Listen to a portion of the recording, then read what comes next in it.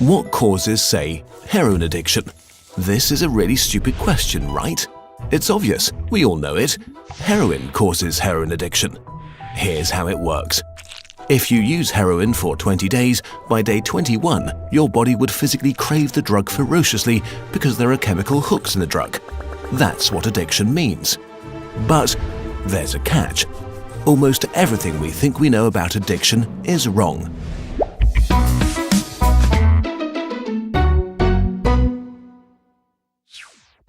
If you, for example, break your hip, you'll be taken to a hospital and you'll be given loads of diamorphine for weeks or even months. Diamorphine is heroin. It's in fact much stronger heroin than any addict can get on the street because it's not contaminated by all the stuff drug dealers dilute it with.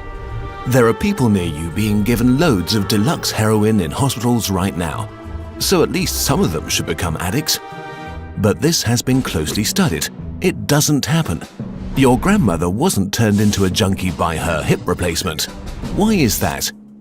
Our current theory of addiction comes in part from a series of experiments that were carried out earlier in the 20th century. The experiment is simple. You take a rat and put it in a cage with 2 water bottles.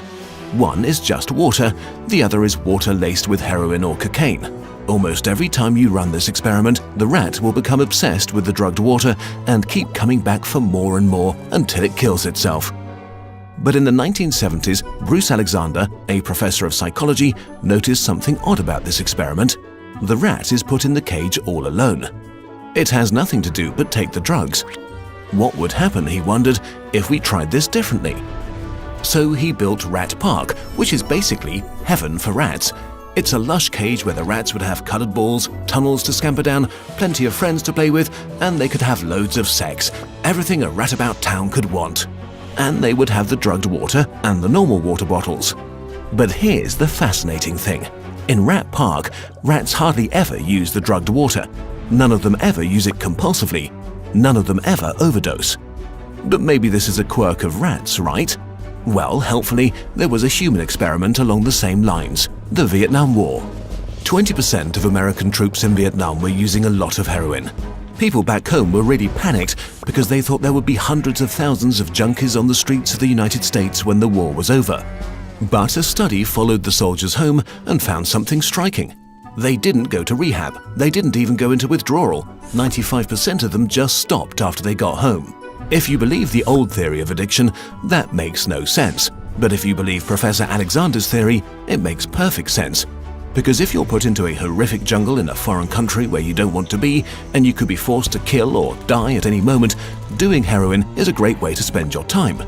But if you go back to your nice home with your friends and your family, it's the equivalent of being taken out of that first cage and put into a human rat park. It's not the chemicals, it's your cage.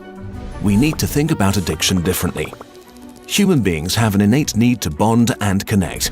When we are happy and healthy, we will bond with the people around us. But when we can't, because we're traumatized, isolated, or beaten down by life, we will bond with something that gives us some sense of relief.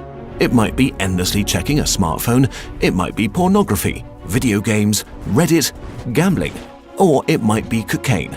But we will bond with something because that is our human nature. The path out of unhealthy bonds is to form healthy bonds, to be connected to people you want to be present with. Addiction is just one symptom of the crisis of disconnection that's happening all around us. We all feel it. Since the 1950s, the average number of close friends an American has been steadily declining. At the same time, the amount of floor space in their homes has been steadily increasing. To choose floor space over friends, to choose stuff over connection. The war on drugs we've been fighting for almost a century now has made everything worse. Instead of helping people heal and getting their life together, we have cast them out from society. We have made it harder for them to get jobs and become stable. We take benefits and support away from them if we catch them with drugs. We throw them in prison cells, which are literally cages. We put people who are not well in a situation that makes them feel worse and hate them for not recovering. For too long, we've talked only about individual recovery from addiction. But we need now to talk about social recovery, because something has gone wrong with us as a group. We have to build a society that looks a lot more like Rat Park and a lot less like those isolated cages.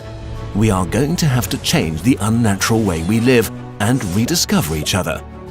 The opposite of addiction is not sobriety. The opposite of addiction is connection. This video is a collaboration with Johann Hari, the author of the book Chasing the Scream: The First and Last Days of the War on Drugs. He was very kind to work with us on this video to spread the word. We recommend that you give the book a try. Our videos are made thanks to your support on patreon.com. If you want to help us make more of them, we really appreciate your support. We made an interactive version of this video together with some friends. See the link in the description.